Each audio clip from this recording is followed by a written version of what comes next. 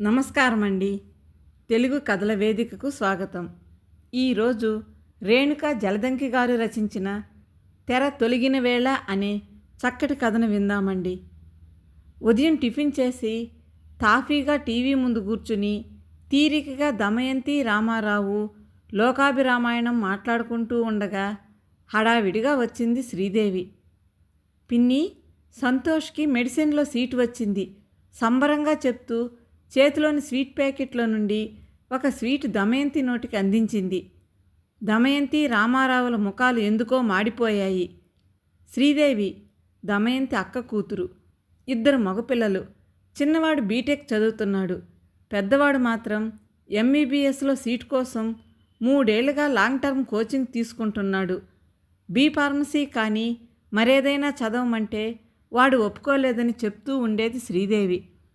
మంచి విషయమే కానీ వాడికి ఎంబీబీఎస్ తర్వాత ఎంఎస్ అయ్యేలోపు 30 ఏళ్ళు దాటిపోతాయేమో శ్రీదేవి, వెంటనే అంది దమయంతి. శ్రీదేవి ముఖం కొద్దిగా పాలిపోయింది. అయితే అయిందిలే పిన్ని, డాక్టర్ చదవాలన్న వాడి కోరిక నెరవేరుతున్నందుకు సంతోషంగా ఉంది మా అందరికీ అంది. అదే కాదు, ఇంకొక సమస్య కూడా ఉంది. పెద్దవాడు సెటిల్ అయ్యే వరకు చిన్నపిల్లవాడికి పెళ్లి చేయకూడదు. దానితో చిన్నాడి పెళ్లి కూడా ఆలస్యమవుతుంది అందుకుంటూ అన్నాడు రామారావు. దమయంతి భర్త వైపు సమర్థిస్తున్నట్లుగా చూసింది. అలా కానివ్వంలే బాబాయ్, ముందు చదువులు కానివ్వండి, తర్వాత పెళ్లి మాట. శ్రీదేవి తేలికగా అన్నట్లు అన్నదే కానీ ఆమె ముఖంలో ముందు ఉన్న సంతోషం తగ్గి కాస్త టెన్షన్ కనిపించింది. అది గమనించిన దమయంతికి ఊరట కలిగింది. సరే వస్తాను పిన్ని, ఇంకా వాళ్ళు ఏం మాట్లాడతారో అన్నట్లుగా గబగబా బయటికి నడిచింది శ్రీదేవి. సీటు రాగానే డాక్టర్ అయిపోయినట్లు సంబరపడిపోతుంది. మీరు అలా అనేసరికి ముఖం మార్చుకుంది చూశారా? స్వీట్ల ప్యాకెట్లోంచి స్వీట్ తీసి భర్తకు అందిస్తూ చెప్పింది దమయంతి. దిగితేనే కదా లోతు తెలిసేది. మన వాడిని డాక్టర్ చేయలేక కాదుగా మనం డిగ్రీ చేయించింది అన్నాడు రామారావు. కాకపోతే అరవింద్కు డాక్టర్ చదివేంత తెలివితేటలు లేవని ఇద్దరికీ తెలిసిన విషయమే. ఎంసెట్లో క్వాలిఫై కాకపోవడంతో డిగ్రీ చదివించారు. డొనేషన్ కట్టి బీటెక్ చేయించాలనుకున్న అరవింద్ వినకపోవడంతో డిగ్రీ చదివించారు. ఇప్పుడు మధ్యప్రదేశ్లో తెలిసిన కాంట్రాక్టర్ దగ్గర జీతానికి పనిచేస్తూ ఉన్నాడు.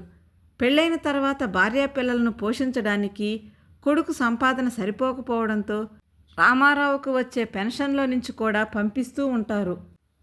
అత్తయ్య, అమ్మాయి పెళ్ళి, మీరు 2 రోజులు ముందు రావాలి. మాకున్న పెద్ద దిక్కు మీరే, పెళ్లి కార్డు ఇస్తూ ఆహ్వానించింది సరిత. సరిత స్వయాన దమయంతికి అన్నయ్య కూతురు. తన కూతురు పెళ్లికి పిలవడానికి భర్తతో కలిసి వచ్చింది. దమయంతి పెళ్లి కార్డు చూస్తూ కళ్యాణ మండపం పేరు దగ్గర ఆగింది. అబ్బాయి వాళ్ళు కట్నం పెద్దగా పట్టించుకోలేదు అత్తయ్య, పెళ్ళి మాత్రం గ్రాండ్గా చేయాలన్నారు. అందుకే మేము ఖర్చు దగ్గర వెనకాడటం లేదు సంబరంగా చెప్పింది సరిత. ఇంతకీ పెళ్ళికొడుకు ఏం చేస్తున్నాడు? హైదరాబాదులో సాఫ్ట్వేర్ ఇంజనీర్గా చేస్తున్నాడు అత్తయ్య చెప్పింది సరిత. ఏం సాఫ్ట్వేర్లే బాబు, భూమి పడిపోతే వీళ్ళ ఉద్యోగాలు కూడా బోల్తా పడతాయట. ఎవరైనా గవర్నమెంట్ ఉద్యోగస్తుని చూసిస్తే బాగుండేది కదా, స్థిమితంగా కాలు మీద కాలు వేసుకుని కూర్చోవచ్చు చెప్పింది దమయంతి. పెద్దమ్మ, మా పెద్దల్లుడు గవర్నమెంట్ ఆఫీసరే. అప్పుడు నువ్వు ఆ ఎదుగు బొదుగు లేని జీతాలతో ఏం బతుకుతారు, సాఫ్ట్వేర్ ఇంజనీర్కు ఇవ్వకూడదు అన్నావు, మర్చిపోయావా? దమయంతిని ఆట పట్టిస్తున్నట్లుగా అన్నాడు సరిత భర్త నరేష్. ఇంతకీ కట్నం ఎంత ఇస్తున్నారు? కట్నం వద్దన్నారని అసలు ఏమీ ఇవ్వడం లేదా? వెంటనే మాట మార్చేసింది. కానీ ఆమెకెందుకో సరిత భర్త అలా మాట్లాడటం నచ్చలేదు. 30 తులాల బంగారం, ఓ ప్లాటు అత్తయ్య అంది సరిత. ప్లాటు అమ్మాయి పేరు మీద రాయండి, అల్లుడి పేరు మీద రాసిస్తావేమో. ఈ రోజుల్లో ఎవరు ఎలాంటి వారో తెలియడం లేదు. మా పక్క ప్లాట్లో రాజారాం కూతురికి పెళ్ళైన 4 నెలలకే దాని ఆస్తినంతా తెగనమ్మాడు ఆ అమ్మాయి మొగుడు అంది. ఈసారి సరిత నరేష్ కాసేపు ఏమీ మాట్లాడలేదు. కానీ వారి ముఖాలలో సంతోషం కనిపించలేదు. దమయంతికి మాత్రం వాళ్ళనలా చూస్తుంటే లోపల సంబరంగా అనిపించింది. వాళ్ళు వెళ్ళిపోయిన తర్వాత అయినా గొప్పలకు కాకపోతే అంత పెద్ద కళ్యాణ మండపం అవసరం అంటారా అంది. మరే, నువ్వు బాగా అడిగావులే. ముఖాలు చూశావా ఎలా అయ్యాయో? తాళం వేస్తున్న భర్త మాటలకు గర్వంగా నవ్వుకుంటూ టీవీ ఆన్ చేసింది దమయంతి. Breaking news. పెద్దాపురం వద్ద అదుపు తప్పి వంతెనను ఢీకొని నదిలో బోల్తాపడిన బస్సు. టీవీలో పెద్ద స్వరంతో చెప్తున్నాడు యాంకరు. ఇద్దరూ ఆసక్తిగా చూస్తూ సోఫాలో కూర్చున్నారు. నదిలో పడటం అంటే ఒక్కరు కూడా ప్రాణాలతో బయటపడే ఛాన్సే లేదు తేల్చేసింది దమయంతి. అవును, మన ఎదురు ప్లాట్ నరసింహారావు టీచర్గా పనిచేసేది పెద్దాపురంలోనే కదూ? రామారావు హఠాత్తుగా గుర్తు చేశాడు. అవునండోయ్, స్కూల్ నుండి ఈ టైంలోనే వస్తుంటాడు బస్సులో. ఇంతకీ ఈ బస్సులోనే ఉన్నాడంటారా? ఎందుకో దమయంతి మనసులో ఓ సంతోషంతో కూడిన తుళ్ళింత. నరసింహారావు ఎంత సంపాదిస్తాడో తెలియదు, కానీ ఆ భార్యాభర్తల పిల్లలతో కలిసి నెలలో 4 సినిమాలు చూస్తారు. ఎప్పుడూ ఎగ్జిబిషన్లని పార్కులని తిరుగుతూనే ఉంటారు. దమయంతి ఎదురింటికి వెళ్ళి కనుక్కుని వస్తానంటూ లేచింది. యాంకర్ టీవీలో పదే పదే చెప్తున్నవాడల్లా ఓ బాంబులాంటి వార్త పేల్చాడు. ఇప్పుడే అందిన వార్త. నదిలో పడిన బస్సులో ప్రయాణికులు ఎవరూ లేరని, బస్సు సర్వీసింగ్కి తీసుకువెళ్తుండగా ఈ ప్రమాదం జరిగిందని, బస్సులో డ్రైవర్ ఒక్కడే ఉన్నాడని, అతను ప్రమాదం నుండి తప్పించుకున్నాడని తెలిసింది. ఉత్సాహంగా లేచిన దమయంతి నీరసంగా మళ్ళీ సోఫాలో కూలబడింది. ఎందుకో ఆమెకు బాగా నిరుత్సాహంగా అనిపించింది. హలో దమయంతి, ఎలా ఉన్నావు? ఈ మధ్య నీతో మాట్లాడటమే కుదరలేదు. ఫోన్లో పలకరించింది బాల్య స్నేహితురాలు సుజాత. బాగున్నాను, ఏంటి విశేషాలు? అడిగింది దమయంతి. ఈ మధ్య నేను మా వారు ఓ టూర్ వేసి వచ్చాంలే. కాశ్మీరు, సిమ్లా, డార్జిలింగు, ఊటీ అన్నీ చూశాం. నీకు ఫోటోలు పెడతాను చూడు. చాలా ఎంజాయ్ చేశాంలే, సుజాత చకచకా చెప్తోంది. ఆమె స్వరంలోని సంతోషం దమయంతికి అసహనంగా అనిపించింది. డబ్బు దండగ తప్పితే ఏమైనా ఉందా సుజా? యూట్యూబ్ ఓపెన్ చేస్తే ఎంత మంచి వీడియోలు ఉంటున్నాయి. అన్ని ప్రదేశాలకు కళ్ళకు కట్టినట్లు కనిపిస్తుంటే వృధాగా డబ్బు ఖర్చు పెట్టడం అవసరమా? నేనైతే మీ అన్నయ్య వెళదామన్నా ఒప్పుకోలేదు. ఆ డబ్బు తీసుకుని 2 గాజులు చేయించుకున్నాను దమయంతి అనేసింది. సుజాత మౌనం దాల్చింది. సుజా, ఉంటాను దమయంతి, నీరసంగా వినిపించింది సుజాత స్వరం. దమయంతి మనసులో మళ్ళీ ఓ ఆనంద తరంగం. నేను నీ మరదలు ఓ నెల రోజుల్లో యుఎస్ వెళ్తున్నాం అక్క. నీ అల్లుడు మాకు సర్ప్రైజ్ ఇవ్వాలని టికెట్ బుక్ చేసిన తర్వాత చెప్పాడు. పళ్ళన్నీ బయటపెట్టి నవ్వుతూ చెప్తున్నాడు రంగనాథ్. రంగనాథ్ దమయంతికి స్వయానా తమ్ముడు. 4 ఏళ్ల అవతల ఉంటున్నాడు. 2 పిల్లలు పెళ్ళిళ్ళయ్యి అమెరికాలో ఉంటున్నారు. రిటైర్ అయి హ్యాపీగా కాలం వెళ్లదీస్తున్నారు భార్యాభర్తలు ఇద్దరూ. జాగ్రత్త రోయ్, అక్కడ తుపాకులతో కాల్చేస్తారట. ఆ విమానాలలో ప్రయాణం కూడా మంచిది కాదు. ఎప్పుడు ఎక్కడ కూలిపోతాయో తెలియదు గబుక్కున అనేసింది దమయంతి. అదేంటక్క అలా అంటావు? రైలు ప్రమాదాలు జరుగుతున్నాయని రైలు ఎక్కకుండా ఆగామా? అతను ముఖం మార్చుకున్నాడు. దమయంతికి సహజంగానే ఆనందం కలిగింది. ఉదయం లేచి రామారావు దమయంతి కాఫీ తాగుతూ పేపర్ చూస్తుండగా ఫోను. ఎవరో తెలియని నంబరు. హలో, రామారావు గారి నంబరే కదండి? అవునండి, ఆయన భార్యను మాట్లాడుతున్నాను. ఎవరు మీరు? అడిగింది దమయంతి. మీ అబ్బాయి అరవింద్ పనిచేసే దగ్గర క్వారీలో ప్రమాదవశాత్తు బాంబు పేలి కొందరు చనిపోయారు. చాలామంది గాయపడ్డారు. ప్రమాదంలో ఎవరెవరు ఉన్నారన్నది ఇంకా స్పష్టంగా తెలియలేదు. వాళ్లలో మీ అబ్బాయి కూడా ఉన్నాడని అనుమానం. మీకు ఈ విషయం చెప్పాలని. అతని మాట పూర్తి కాకముందే దమయంతికి ఇంకేం వినిపించలేదు. చెవుల్లో సముద్రం హోరు. ఆమె చేతిలో ఫోన్ కింద పడింది కూడా తెలియలేదు. దమయంతి, దమయంతి, అక్క, పిన్ని, అత్తయ్య, రకరకాల పిలుపులు ఆమె చెవులను గట్టిగా తాకడంతో ఒక్కసారిగా లేచి కూర్చుంది. వేగంగా కొట్టుకుంటున్న గుండెను అదుపులో పెట్టుకోబోయింది. వీలు కాలేదు. ఒక్కసారిగా బావురుమంది. అరవింద్, నాన్న, బాబూ అంటూ ఆక్రోశంతో ఆవేదనతో వెర్రికేకలు వేయసాగింది. అక్క, మన అరవింద్కి ఏమీ అయి ఉండదు, నువ్వు కంగారు పడకు, మేము వెళ్తున్నాం అక్కడికి.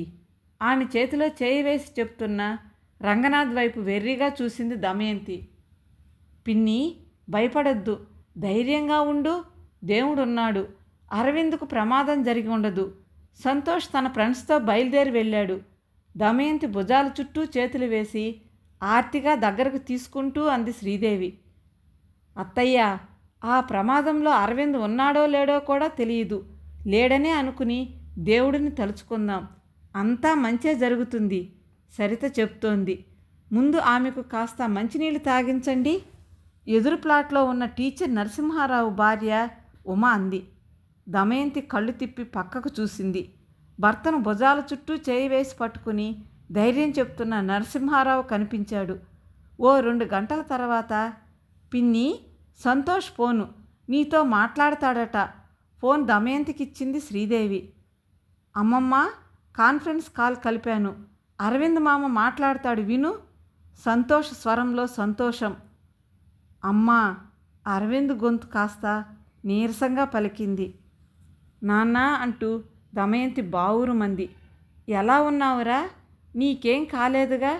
కాస్త తమాయించుకుని అడిగింది. చిన్న చిన్న దెబ్బలేనమ్మా, పర్లేదు, డ్రెస్సింగ్ చేసి మందులు ఇచ్చారు. నా ఫోన్ అక్కడే పడిపోయింది. అనవసరంగా మీకు చెప్పి ఎందుకు కంగారు పెట్టడం అనుకున్నాను. తీరా చూస్తే మీకు ఎవరో ఫోన్ చేశారని, నువ్వు కంగారు పడుతున్నావని సంతోష్ హాస్పిటల్ నంబర్కి ఫోన్ చేసి కనుక్కుని నీకు ఫోన్ కలిపాడు. ఉంటానమ్మా, దిగులు పడకండి అంటూ ఫోన్ పెట్టేశాడు. అమ్మమ్మ, విన్నావుగా, మామ బాగున్నాడు, దిగులు పడకు, ఫోన్లో చెప్తున్నాడు సంతోష్. దమయంతి ఒక్కసారిగా గట్టిగా ఊపిరి పీల్చుకుంది. సంతోష్, మెడిసిన్లో సీటు వచ్చిందట కదా, బాగా చదువు. మన కుటుంబాల్లో ఇంతవరకు ఎవరూ డాక్టర్లు కాలేదు, నీతోనే ప్రారంభం. సంతోషంగా అభినందనలు చెప్పింది దమయంతి. అక్క, బావ సాయంత్రం 7 గంటలకు ట్రైన్కి టికెట్లు బుక్ చేశాను. అరవింద్ దగ్గరికి వెళ్ళండి, వాడిని చూస్తే కాస్త మీ ఇద్దరికీ మనసు స్థిమితంగా ఉంటుంది. రంగనాథ్ చెప్తుంటే ఎందుకో భార్యాభర్తలు ఇద్దరికీ కళ్ళల్లో నీళ్లు తిరిగాయి. మీరు అమెరికా వెళ్ళేలోపు వచ్చేస్తానులే, పిల్లలకు పచ్చళ్ళు పొడులు చేసిస్తాను. ఇక్కడ తిండికి మొహం వాచిపోయి ఉంటారు. తమ్ముడు వంక ఆప్యాయంగా చూస్తూ అంది దమయంతి. మీరు భోజనం ఏమీ చేసుకోవద్దాంటీ, నేను పంపిస్తాను. మీరు ప్రయాణానికి అవసరమైనవి సిద్ధం చేసుకోండి అంది నరసింహారావు భార్య. దమయంతి మోగగా తల ఊపింది. ఆ క్షణం ఆమెకు చిన్నప్పుడు సాయంత్రం దీపారాధన చేస్తూ అమ్మ వల్లించే పద్యం జ్ఞాపకం వచ్చింది. ఇరుగు చల్లన పొరుగు చల్లన, ఇంట్లో చల్లన వీధిలో చల్లన అంటూ అమ్మ భక్తితో చేతులు జోడించి దేవుడి ముందు నిల్చుని ప్రార్థిస్తుంటే, ఇరుగు పొరుగు ఎలా ఉంటే నీకెందుకమ్మా అని తను పక్కున నవ్వేది. ఇరుగు పొరుగు చల్లగా ఉంటే మనకేదైనా కష్టం వచ్చినప్పుడు ఆదుకోగలరు తల్లి, వాళ్ళు ఇబ్బందిలో ఉంటే మనకేం సహాయం చేయగలరు అమ్మ చెప్పేది. వాళ్ళు బాగున్నా మనకు సహాయం చేయకపోతేనో దమయంతి అనేది. సహాయం చేయకపోయినా వాళ్ళు బాగుంటే వాళ్ళు బాగున్నారు కాబట్టి మనకేదైనా కష్టం వస్తే ఆదుకుంటారు అనే ఆత్మస్థైర్యం అయినా ఉంటుంది మనకు. వాళ్ళు ఉన్నారన్న ఆత్మవిశ్వాసం మనల్ని ముందుకు నడిపిస్తుంది అంటూ 2వ తరగతితో చదువు ఆపేసిన తల్లి మాటలు చెవుల్లో మారుమోగుతుంటే కళ్ళు తుడుచుకుని తన చుట్టూ ఉన్న వారి వంక ఈర్ష్య అసూయల తెర తొలగించుకుని ఆత్మీయమైన చూపులు సారించింది దమయంతి. తన కష్టం వీళ్ళందరికీ సంతోషం కలిగించడం లేదు, పైగా తన బాధను పంచుకుంటున్నారు. ఇక నుండి తను కూడా అంతే. అసూయ తెర తొలగిన వేళ ఆమె మనసు ప్రశాంతంగా ఉంది. ఇరుగు చల్లన పొరుగు చల్లన, ఇంట్లో చల్లన వీధిలో చల్లన అమ్మ చెప్పిన పద్యం పదే పదే నెమరు వేసుకుంటుంటే పశ్చాత్తాపం ఆమె కన్నుల నుండి ఆశ్రువుల రూపంలో వర్షించింది. కథ సమాప్తమండి. ఈ కథ మీకు నచ్చినట్లయితే లైక్ చేయండి, షేర్ చేయండి. మరిన్ని చక్కటి కథల కోసం మన ఛానల్ని సబ్స్క్రైబ్ చేసుకోండి. కథ విన్నందుకు ధన్యవాదాలండి. మరలా మరో చక్కటి కథతో కలుసుకుందామండి. అంతవరకు సెలవా మరి.